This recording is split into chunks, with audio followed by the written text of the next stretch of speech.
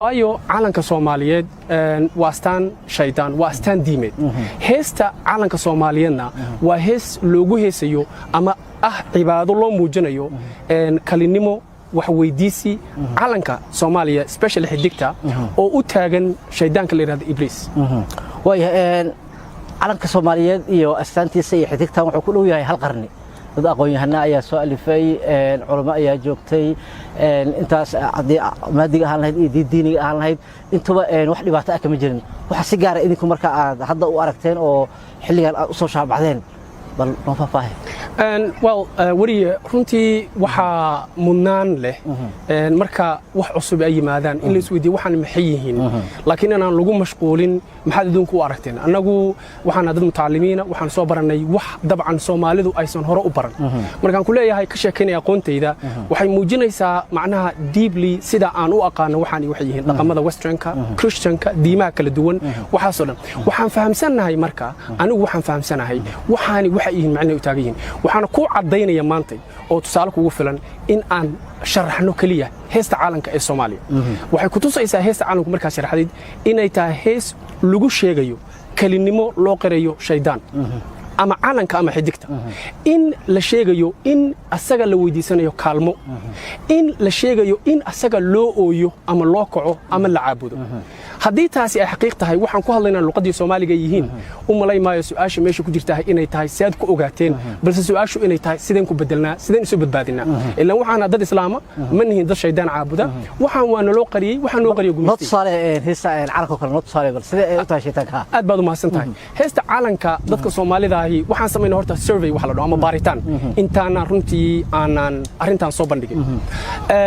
markaan baaritaankii sameynay dadka Soomaalida heesta qaranka ee Soomaaliya ee dastuurka ku qoran waa heesta dastuurka noogu qoran oo qaado Cabdullaahi Qarshe ee uu alifay ninka la yiraahdo Xuseen oo Faarax ay alifeen ninkaas alif Cabdullaahi Qarshe qaado waxay leedahay heestu qaybteeda koowaad qolaba calankeedu waa cayn inaga keen waa cirko kale aan caan lahayn waa qaybta koowaad saddex sadar ay ka koobantahay qaybta labaad waxay leedahay xidig yahay cadi waadna ciidamisay carrada kaliga adiga curada carrada kaliga adiga curada in la yiraahdo xidig yahay cadi waadna ciidamisay oo micnaheedu yahay waadna dirtay adaan ku adeegnaa adaan ku shaqaynaa taxta amragaanahay we are your service in la yiraahdo waa shirki laakiin adiga u dhigay hadda laakiin marka waan cidmise ay noqoto in macnaha dadkii madax banaani uu helay oo calan la helay oo astaan lagu garta la helay meesha ahayn hadii su'aashaas aan dib kugu soo celiyo wariye inkastoo wariye su'aal la weydiinay oo isagu su'aasha u weydiiyo macnaha shacabka Soomaaliyeed weydiinayna ma banaan tahay in la yiraahdo xidigtii waadna caawis laakiin ila cabuday ma aha ما هديب اللي يريد معناها معناها إلا عبودة معها وعديني سين العبوديو ميد كوحك ترى وعديني سين العبوديو هدي اللي يريد حدقي هاي عادي وان عيدا ميس نعيدا ميس معناها أديك أنا الدري شقدا نودرتي وحد الوحجي عرضة كليجا كونكا عرضة معها لما دهين له الصومالي وقرنتها عرضة كليجا adiga u curada meaning wax ka horeeyahay ma jiraan wax ka sareeyahay ma jiraan laakiin way inga soo aragtida aad u tahay laakiin isleedahay hadalka waa sida markii oo kala wixii loo jiido oo loo dhigo macnaha saarfta u dhigayso dadka oo aad leedahay waxa loo jeedaa in la xabudayo oo balse uu la jeedo qofkii uu suubiyay in oo ay asaanta u tahay aan ku darno mid labaad aan u gudubno marka تصدحات تصدي معناها قفكي دوت كان مثلا أو يرى هذا سداس معها وحنو قد بينا مد صدحات وحيلا هاي عشرة دلتي علاشنا سيدي عليجي عرض مريس عشرة دلتي علاشنا سيدي عليجي عرض مريس مين معناه تاسوحو ياهي مركي دلتي علنيه أما حدق ياهي مركي آتي وحرمة أنجر أو دلتي بعضو قاموا أرجني واحد علاشنا كتر ترتي وحال وحي نوجري أو نبها أديك النوكين عافمات أديك النوكين وناك دراد دابان سانكونا تدل وجود دمبيسا كسي حيرانتاس وحي تهاي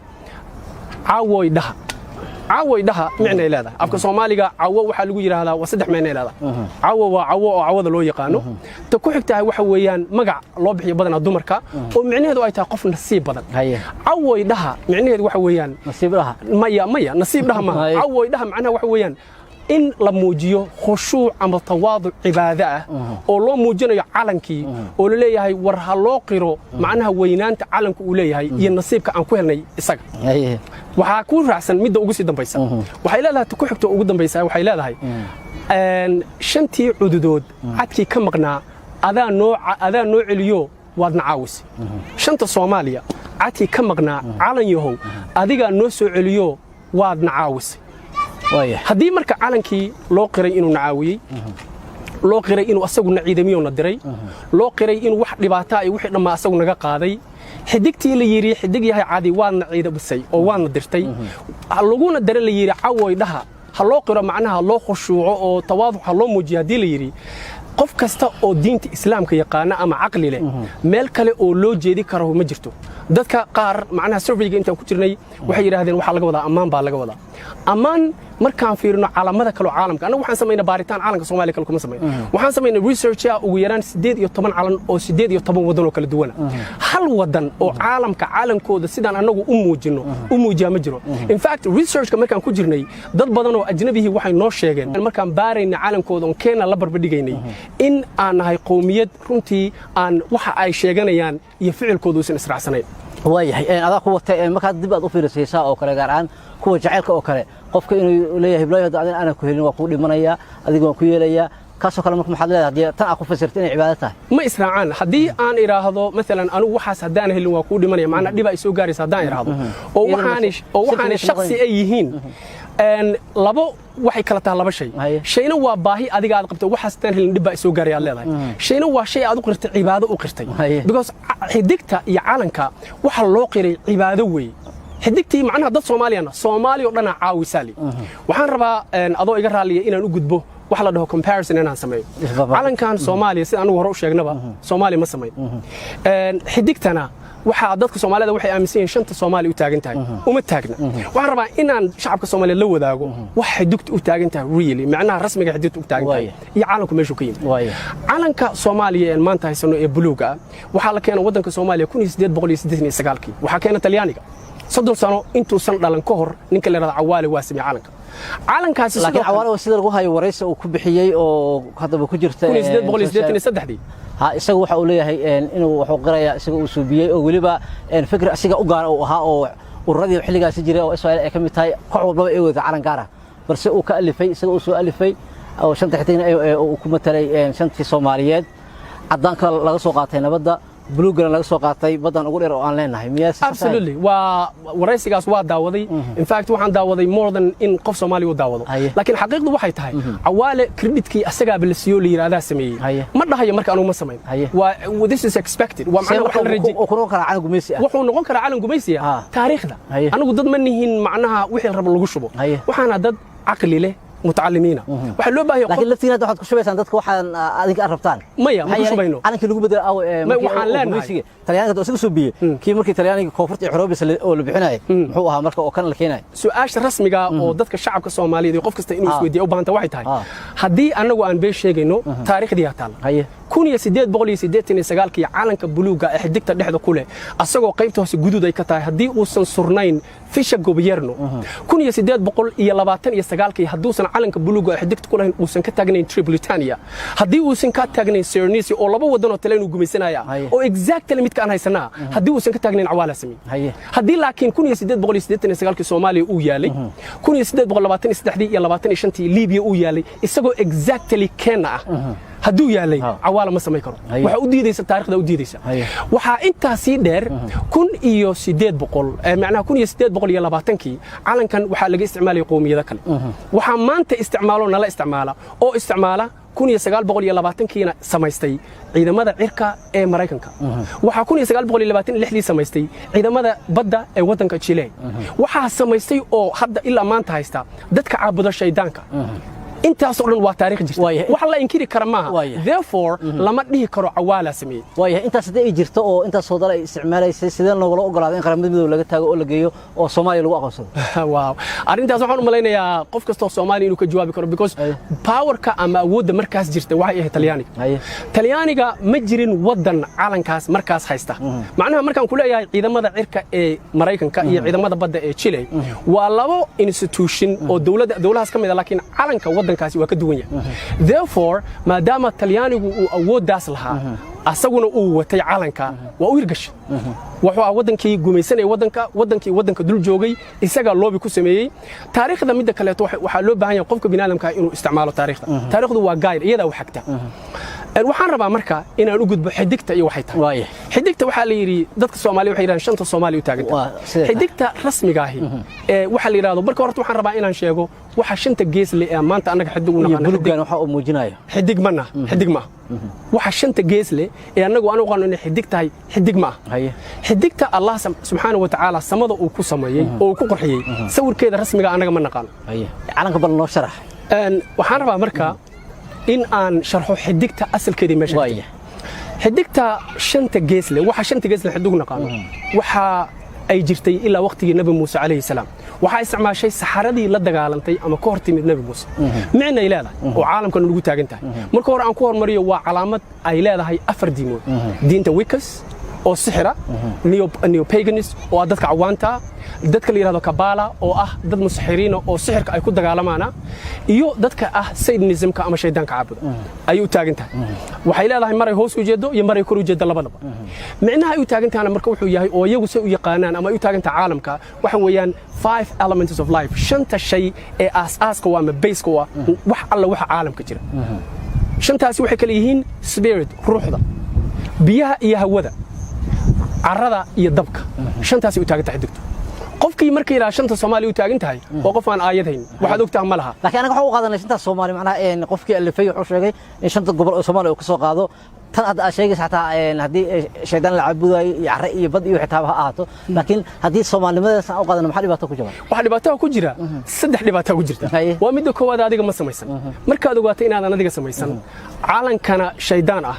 adiguna markaad heesayso aad u taagan tahay inaad kufri galaysid waxaana wax kale ay u taagan yihiin maanta aan ognahay waqtigii aan jahliga ku noolin maahanoo dadku aysan waxba ogeyn maanta aan ognahay waxa ku diidan calan adigu aa leedahay oo ka turjumaya taariikhdaada diintaada iyo shakhsiyadaada maxaa ku diidan su'aashu waa waxbana su'aashu waa waxbana waxaan rabaa marka adoo Cabdulqaadir adoo iga raali waxaan rabaa inaan ku daro hal tidoo kale heestan annaga Soomaaliya aan leenahay waxa calanka isla calanka laftirkiisa wuxuu leeyahay hees wadanka Mareykanka loo qaado dadka shaydaanka u qaadaan waxaan rabaa inaan isbarbar dhigo labada heeso tan Soomaaliya iyo tan ay u qaadanayo waxaan rabaa marka inaan tusiyo shacabka Soomaaliyeed xiriirka labada heesood ka dhaxeeya iyo say isku mid yihiin inay meesha marka ka cadaato inay yihiin waxaani wax loo sameeyay design loogu tala galay in shaydaan lagu caabudo waxaan galaynaa heesta calanka loo qaado calanka waxa la yiraahdaa Bonnie Blue Flag waxay leeyihiin we band of brothers waxaan rabaa inaan English ku sheego dan Soomaali inaan ku turjumayo we band of brothers native to the soil waxaana koox walaalaha oo u dhalatay dhulka Soomaali heesta Soomaali maxaa ku jiray carrada kaliga adiga u curada ayagu waxay leeyihiin carradan u dhalatay meaning Mareykanka marka la joogo la dhihi maayo carradan Soomaaliya heesteedana ma dhahayo ciidan lama dhahayo macnaha waa wax mudlaq oo furan talabaad waxay leeyihiin fighting for our liberty with the treasure blood and toil annagu waxaan u dagaalamaynaa oo ugu dagaalamayna xorriyadeena annagoo isticmaalayna dhiigeena hantideena iyo awoodeena waxay leeyihiin marka la cabsiyay when our rights were threatened our cry went far and near marka xuquuqdeennii la cabsiyay oo qalqalay u nagalay ooyinteennii waxay tagtay meel dhow iyo meel dheer maxay ku ooyeen marka waa meesha aan rabo in dadku ay fiiriyaan ooyintoodu waxay ahayd hurrah hurrah for the Bonnie Blue Flag that bears the single star hurrah ereyga hurrah waxa uu la micnayaa exactly caawoy dhah macnaha waxa weeyaan sharaf iyo cizi waxay u sugnaatay calanka buluuga ee xidigta dhexda ku leh isaga ayaan weydiisanaynaa inuu caawiyo ereyga hurrah in English dictionary marka laga fiiriyo Webster marka laga fiiriyo ama American Oxford marka laga fiiriyo micnaheedu waxa weeyaan glory be to sharaf waxa iska leh waxa loo baahan yahay saas waa ereyga Soomaaliga marka la yiraahdo caawoy dhaha calanka macnaha markii loo heeso leeyahay adiga kaliga tahay adana caawiya adigan caawinaad ku weydiisanayna caafimaad aan noo keentay wixii naga maqnaa loo keentay intaas oo dhan markii la yiri ayaa waxa la yiri caawoy dhaha labada micno heesood waa isku midkii marka waayahay Sufyaan waa maasan tahay hal qarni ku dhow waxa tahay qofkii ugu horeeyay ee soo fadhiistay ay yiraahdo calanka Soomaaliya iyo astaanta iyo heestaba waa qarado macnaha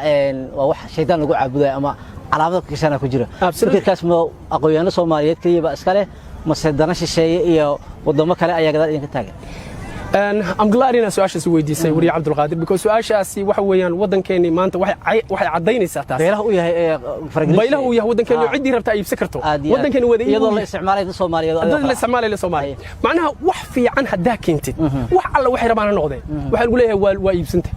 hadda maanta wadanka madaxdeena wadanka markay tilaabo qaadaan oo siyaasadda wadanka ay rabaan inay wanaajiyaan waxa leeyahay waxa ka dambeeya dawlad hebel fikirkaas fikir qalad waa laakiin soo ka maqraq ka ciis in la yiraahdo heblo waxa wada qofkaas wada heblo qofkaas oo wata heblo waxa soo saaray iyo beesha caalamka inay u godinayso Soomaaliland hadii arrinkaas isku raaci waayo absolutely waa xaqiiqo jira laakiin waxaan rabaa inaan anaga teena ka jawaabo kooxda kale ku nool iyo Sufyaan Sheekh Axmed ka jawaabo waxa anaga aan wadno waxa weeyaan waa badbaado diinteena dalkeena iyo dadkeena loogadeenu waxay tahay ama halku dhigeen wuxuu yahay difaac diintaada u danqo dalkaaga daryeel dadkaaga micnaheeda taas wuxuu yahay qof bini aadan oo Soomaali ahayn oo nagu raaci kara ama dantaas lahaan kara ma jiro qof Soomaali aan ahayn oo raba wadanka Soomaaliya inuu horumar gaaro wadanka diinta in la difaaco dadka in loo danqadahay ma jiro so therefore qaacidada aan ku soconno ayaa diidaysa inaan noqono dad la soo adeegsaday waxa kale oo taas ku daraya annaga markii aan aragnay dhibaatooyinka calankan uu leeyahay in uu yahay calan shaydaan in lagu caabudayo shaydaanka in wax badan qaldan yihiin waxaan go'aansanay inaan calan cusub samayno oo aan rabno in la qaato jamhuuriyadda Soomaaliya ay qaadato calanka isaga waxa ku yaala tawxiidkii qof bini aadana oo maanta nool oo dawlad kale oo dan kala leh ma nagu taageerayaan inaan calanka aan tawxiid ku qorno midda saddexaad oo raba inaan ku beeniyo inaan dad kale wadanin anagu maxaan dad kale sii karnaa nimanka dawladda ku jira ama xildhibaanada dalka ku dumiyo dalka hadii nalo kuma dumi karo anagu inaan astaanta qaranka loo baabiyo soo dabcan kuma soo boodin astaanta qaranka maqnaadeen aqoonta aad ugu maqnaadeen oo islaha nimanka aqoonta waxbay bedeli doonaan marka imaadeen aadaan asaan Soomaaliya ay calanka wax jira ma ah astaanta Soomaaliya calanka wax jira ma aha micnaheedu waxa weeyaan in la badbaadiyo shacabka hadii markii hore aan qaldanay inaan hadda is saxno waa waxa aan u taaganahay waana badbaado macnaha waxa keenaya in dadku saas u fakaraan oo yiraahdaan nimankan macnaha wadankii bay dhibaato u geysanayaan because waxa kaliya oo maanta Soomaaliya maanta ay u jeedo waxa weeyaan qof walbaaba inuu rabo qofka kale inuu farta ku taago oo aan la ogolayn hadii maanta fikir saliim oo fiican qof keeno waxa lagu leeyahay waa lagu soo iibsan waa wax Soomaali ka jira marka annaga shakhsiyan Sufyaan Sheekh Axmed iyo kooxda talo ku nool ma nihin ama ma noqon karno dad la wato waxaan wadanaa calan tawxiidku ku qoran yahay waxaan wadanaa inaan shaydaan inaan la caabudo meesha inaan ka saarno hadii la rabo wadanka in la burburiyo ama qolada rabtaa wadanka inay burburiso wadanka diin macnaha wadan islaam oo adag kama dhigteen caalamka maanta jiraahina ma rabo diin ma rabo wadan diin oo adag ma rabo therefore anagu ma noqon karno dad la wato way marka aad arrimaha diinta aad ka hadashaan oo aad calanka diidaan maxaad uga doontiin kooxahan diimaha dad ku laaya oo fikirka gaarka ah qaba waxa cajiiba hal mar laba su'aalood isku xigta marna inaad tiri gaala ku wata ama macquul ma tahay inuu gaal ku wato marna aad tiri inaad tiraahdo xaq jir maxaad uga duwan tahay taas waxay cadeynaysaa in aan nahay dad wadaniyiin oo runtii u taagan danta wadankooda anagu hub ma wadano mucaarad ma nihin dawladda hadda maanta jirta ama dawladda soo socota ama tii jirtay waa taageersana waxaan uga duwanahay marka koox hub wadata anagu ma ku socono violence kuma socono ama in la dagaalamo waxaan rabnaa dadka inaan ku bedelno aqli waxaan rabnaa dadka inaan ku bedelno cilmi markastana waxaan taageersanahay dawladda jirta xisbi siyaasadeedna qayb ka bayn ama mid diineed ha ahaato ama mid kale ha ahaado way 20 sano ugu dambeeyay dad Soomaaliyeed waxa lagu beer la xabsanaya arrimadin ama macnaha laga keeno ama dal laga keeno ama ba gudaha dadka Soomaaliyeed qaarkood hal gaalaysiyo dadka Soomaaliyeed oo dhagan ugu leeyahay marka diin la yiraahdo marka idinku laftigeena arrimaha diinta ka soo gasheen oo calanka waa Kristaan iyo astaantii ba dhahdeen meel taas ay qayb ka noqonayaan idinku la isticmaalay waliba dil rabada danash ee gadaal idinka taageen inaad dadka Soomaaliyeed ku beer la xabsataan adigoo diin uga dhigaya in calankooda iyo astaantooda qaranka ay yihiin wax Kristaan oo leeyahay wali Cabdul Qaadir dadka Soomaaliya waa dad islaam boqolkiiba 100 oo sunniyiin qofku wuxuu yahay lagu ma beer la xabsado wuxuu yahay anigu waxaan nin islaam marka la yiraahdo Ilaahay ka cabso waxaan ku qasbanahay inaan istaago oo Allah ka cabsado beer la xabsi ma waa xaqiiqda wadanka ka jirta laakiin waxa jira oo xaqiiqa in ay jiraan dad maanta wata diimo kaleeto oo raba inay naga dhaadhiciyaan diimo kaleeto oo aan diinta islaamka anigu waxaan u taaganahay dadkaas in aan ayaga ka hortagno inaan diinta islaamka si adkayno inaan dhaqamadii xumaa ee wadanka la qaatay ee Talyaaniga nagu qalday inaan meesha ka bixino waxaan u taaganahay in shacabka Soomaaliyeed uu noqdo shacab wadanka diintooda jecel wadankooda jecel dadkoodana jecel waayahay calanka aad wadataan bal inoo sharciyeeno calanka annaga hadda aan wadano waa calan waxa ku qoran calaamadihii islaamka oo ah bishii iyo tawxiidkii waxa ku qoran wixii u taagnaa shanta Soomaaliya meeshii shanta Soomaaliya la dhig jiray xidig shanteeda gees ama waxaan shan geeska u taagneed waxaan siina mid walbaaba calaamad u taagan oo gooni ah oo tirsan oo shan ah waxaan sameeynay calaamad midayn ah oo midaynaysa shantaas isku imaanayso rajadeennu waxay tahay shanta Soomaaliya inay isku timaado hal wadana noqoto rajadeennu waa sidaas waxaan rabnaa waxaan u ololeynaynaa waa sidaas waxay kala wadataa taariikhdii iyo boqortooyooyinkii hore ee wadanka Soomaaliya oo runtii ay tahay maanta wax laga naxo in taariikhda Soomaaliya dadka Soomaaliya aysan aqoonin wixii 60kii ka horreeyay ama 50kii ka horreeyay waayahay calankiina laftiina waa bulug shan xidig ayaad macnaha aad keenteen maxaad ku jabnaa haddii midka hadda jira oo Soomaaliya ay waliba ay ku midaysan tahay oo wax dhibaato isaga taageereen idinka ka hor asaxdaan intii dib aan cusub keen leeyahay waxa ka dhiman problemka ama dhibka maanta jira wuxuu yahay laba wax koow annaga ma aanan samayn karin waxaadan samaynin annaga Soomaaliyana waxaana dad sharaf leh waxaana dad islaam ah waxaana dad taariikh soo jireena oo soo yaala leh in naloo sameeyo oo naloo yeeriyo calan mara gobol anagu aan samaysan karno in qof kale uu noo yeeriyo waxaad nooga hooseeyo waxaan qaadan karnaa ma taariikhda waxa ku cad in gumaystii Talyaaniga lagu sameeyay ninkii wadankeena boobay ninka maanta aan rabno waxyaabaha aan soo wadno waxa kamid ah inaan weydiisano Talyaaniga magdhow balaayiin dollar inuu bixiyo oo uu siiyo dalka Soomaaliya dhibaatadii uu noo geystay in la ka mago ayaan rabnaa inaan ka daba tagno marka calan uu asagu sameeyay ma haysan karnaba waxaan rabnaa calan Soomaaliya anagu marka mid kale waxaan rabaa wariye Cabdiqaadir aan ku sheego maalinta ay timaado hadii alla yiraahdo in Soomaaliya ay ogolaato dadku qaato intooda badan waaba qaateen calanka Soomaaliya in la bedelo maalinta ay timaado calanka aan wadano ma aha qasab in la qaato waxa imaan doona in laga wada hadlo waxa imaan doona dadku inay ka doodaan dad badan oo cuqaala dad badan oo mutacallimiin ayaa wadanka ka buuxa oo fikirkeenoo kale uu ku jiro waxaan diyaar u nahay dadkaas inaan la fadhiisano dawladdu inay wado arintan ila dawladda dhamaynayso oo bedelaysa baarlamaanka dawladda markaas jirta ama tan haato ama mid kale ha haato in la sameeyo calan cusub oo Soomaaliya ay samaysatay oo Soomaali dhaqankeedii wata oo Soomaali diinteedii wata midkaas way midka aan doonayo waayahay muddo aad wax soo baranaysan oo dibadda aad ku maqneedeen sida aad sheegteen aad ka fikiraysan dadkii Soomaaliya waxaad u qabateen dhaliil marka laga tagay calanka qaldama ah ummadda Soomaaliyeed wax un aad u soo kordhiseen oo kale ma jiraan waxaan u soo kordhinay runtii aniga iyo kooxda aniga aan gudoomiyaha u ahay waxaan ka qayb galnaa waxyaabo la yiraahdo ololaha waxbaritaanka bogaagan qornaa waxaan taageernaa hay'adaha waxbarashada ee Soomaaliya ka jira waxaan taageernaa hay'adaha caafimaadka waxaan iska ilaalinaa oo banaanka ka istaagnaa wax lagu xil siyaasadda because anagu sidaan aaminsanahay waxa Soomaaliya maanta ka jira haddaan dhex galno waxba kama qaban karno macnaha siyaasad ahaan marka la yiraahdo laakiin waxaan awood u leenahay inaan ama ceel qodno ama aan isbitaal wax ka dhisno ama aan iskuulo wax ka dhisno ayaan awood u leenahay iyadana waa qabanaa waxaan kaloo awood u leenahay hal iskuul aan dhisteen ama hal ceel aad qoday ma jiraan waxaan ka qayb qaadanay oo ma qayb qaadashan mar hal xab aad qodeen hal ceel xataa ma anagu ceel maanta aan isbitaal aad dhisteen anagu aan dhihi karno may waxaan nahay dad aad u yar 28 ilaa 30 ilaa wixii ka macnaha kooxda gudeen committee guud ma dhihi karno marka annaga waxaan nahay waxaasan sameeyna ma dhihi karno in fact hatta haduu jiri lahaa kuma sheegilayno kuma dhihi lahayn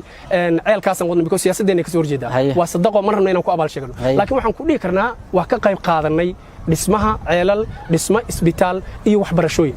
muhiimkuna waxa uu yahay anagu waxaan go'aansanaa canshuurtii wadanku uu nagu lahaa inaan iska qaadno ama aan ololo ku sameeyno aan wax uga bedelayno dadka waxaan aaminsanahay wax ugu fiican ee maanta aan qabanay ama aan qabanayno in ay tahay in aan bedelno dhaqamada qaldan iyo taariikhdii la qalday ee Soomaaliya waa wax ugu fiican ee wadan u baahan yahay sida aaminsantahay waa saan aaminsanahay waana sida xaqiiqda waayahay mislaadahay aqoonyahanada Soomaaliyeed oo aad ka mid tahay soddon sare ee ka badan qurbaha ku maqnaa markii aqoonta soo diyaariyeen oo ay oo rabay xilligaas inay waxay soo barteen canshuurada dalka wax soo bartay dalka inay ku celiyaan meeshii laga rabay iyo horumar wanaag soo biyaan inaad la imaadaan qaran dumin iyo dhibaato ma ahna wax kale oo lidinka faa'iido ma jirto wariye Cabdulqaadir waxaad leedahay qaran dumin runtii anagu qaran dumin ma nihin mana qaranka inaan dumino waxaana qaranka inaan dhiso calanka la baabiyo soo qaranka la dumiyo maya calanka la baabiyo qaranka la dumiyo ma calanku waa hal maro oo calaamad noo ah وعلامات اللي يقان سوماليا وعلامات اللي يقان سوماليا لكن waxa aad u sahlan inaan calaamad kala qaadano nala kuna barto caalamka caalan wixii ugu horeeyo iska hadaan iska bedelo wadanka ugu horeeyo caalan iska bedelo ma noqonayno zaira wadana xataa magacii bedelan wadamadu magacii rabaan hadii bedelan markay kala go'aan maaha wadankan hadda Congo oo kale la yiraahdo zaira la jiray saddex mar oo caalankiisa bedelay Ethiopia dariskeena laba mar ay bedeshay caalankeeda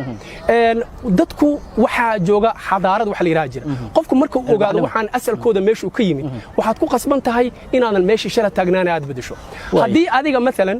maaragtay tusaalan ku siina wariye cabdulqaadir markaan yarnahay dhallinyarada ama ragga markaan nahay naynaasaa naloo bixiya naynaasaasay noola socoto markaan odayaal noqono naynaas waa diidnaa sababtaan u diidna waxa weeyaan because waqtigeedii waa laga soo gudbay qofku markuu dhallinyaro yahay ama markuu jaahil yahay ama markuusan waxaan aqoonin waxbaa la qurxoon maalintaad wax baratana wixii sidii maaha calanka iyo heestiisa waxaa la qaaday 6 sano kahor iyo xataa kasii shaa la qaado oo isagana waxa la alifay konton iyo afartii meelahaas konton iyo afartii ala alif waxaa alifay talyaani waxaa keena talyaani anaga Soomaaliya aaminsannahay calaamadii kirishtaanka ku jirta oo aan qofna diidi karin marka lagu daro wariye cabdulqaadir lagu daro aan la diidi karin waxaa taala taariikhdii man awood marka uma lihin macnaha aqlina ma aha wadana saas ku noqon mayno in aan wadano heeridii gumaysiga calaamadii gumaysiga inaan wadano annagoo rabna inaan la tartano caalamka waayahay marka fiiriso dadka Soomaaliyeed oo idil meel walba joogaan ama shanta gobol oo xigta ay muujinaysa kala joogaan ama dibadda kala joogaan oo qurbaha marka imaado waxa kaliya ay ku midaysan yihiin calankaas inay macnaha calanka Soomaaliya uu yahay oo cidna aysan diidaneen marka halkii meel oo dadka Soomaaliyeed ay ku midaysan maanta inaad safaan oo aad imaadaan oo aad la dagaalantaan meesha nasiib darro waxaa nasiib darro in annagoo islaam ah boqolkiiba boqol in calaamad kirishtaaniya ay ku jirto astaanteena waxaan nasiib darro annagoo islaam ah boqolkiiba boqol intaan xabadka gacanta saaranno inaan qaadno hees lagu caabudayo asanam annagoo aan samaysanay waxaan nasiib darro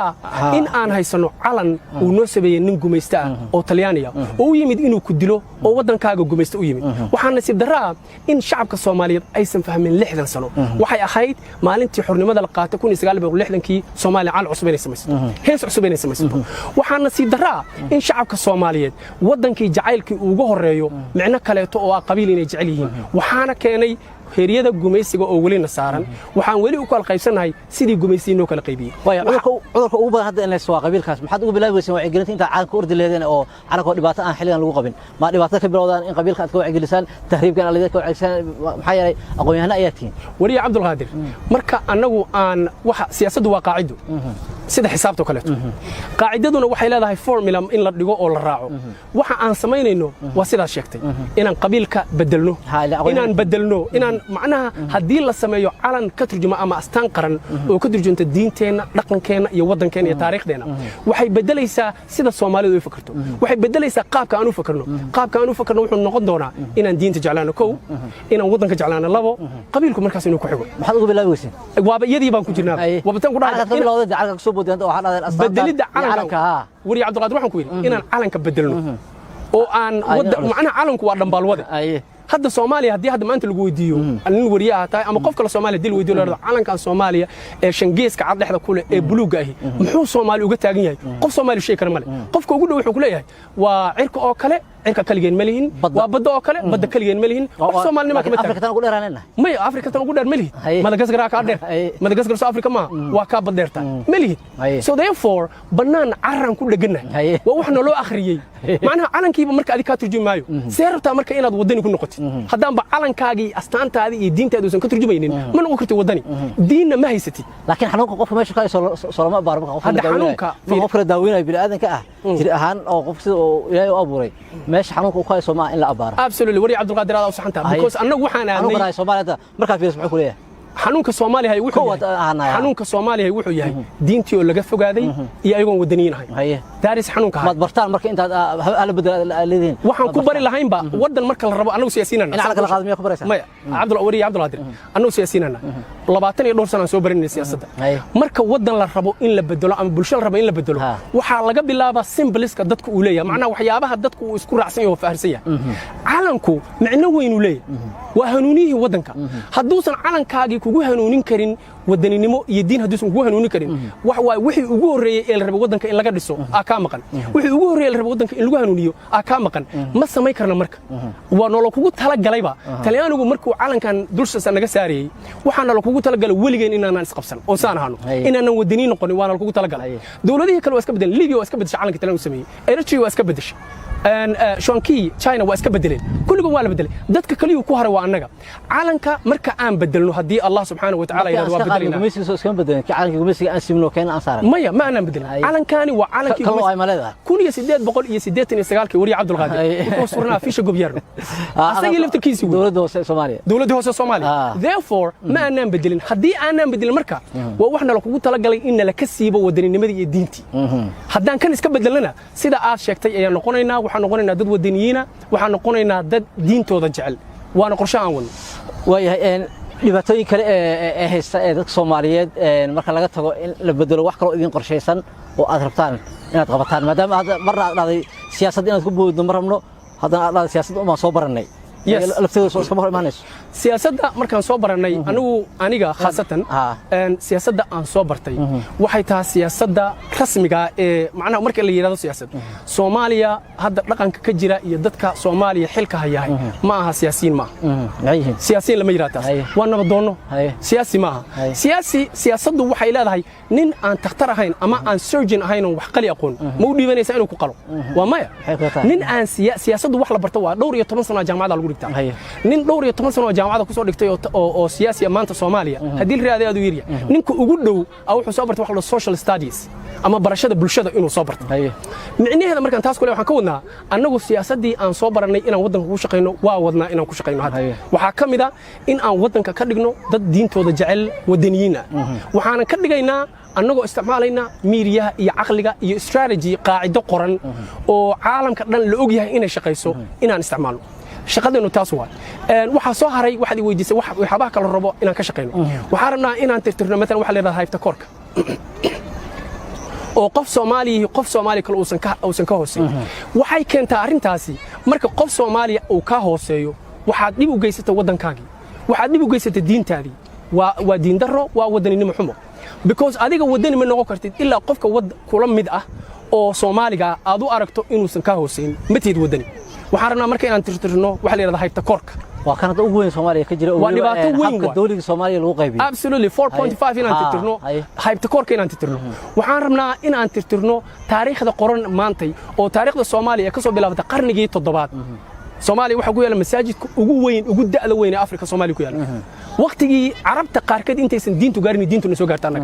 masaajid waxa ku yaala qiblatayn oo zeelac ku yaalo ilaa hadda la tago dalxiis loo tago waxa Soomaaliya ay masaajid ka dhistay wadamo carba oo carbeed sida Morocco kale masaajid waxa yara ku weyn jira hadda ku yaalo oo Soomaaliya dhistay waxaana marka inaan taariikhdii Soomaaliya ee hodanka ahayd ee caalamka laga yaqaanay inaan dib ugu laabano aan dib u qorno si dadka Soomaalida ay u dareemaan wax ay yihiin waxa qayb idinka arrimaha diinta dadka lafteeda aad bartaan kooxaha diimaha ee ka jira Soomaaliya waxa ka aaminsantahay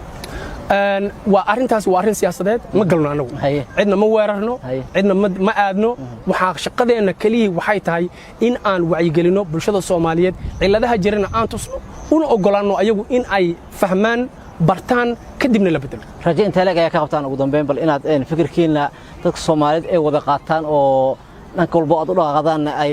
u noqdo mid 100% ama sida aad qorsheyn u yahay oo aad rabtaan oo ku dhamaado الحمد لله رجدا أن قبل نورنتي آدي هذا في عنتها وحنا سود ويي ضد مدحة ومعناها مدح مركان كلية دولة وقت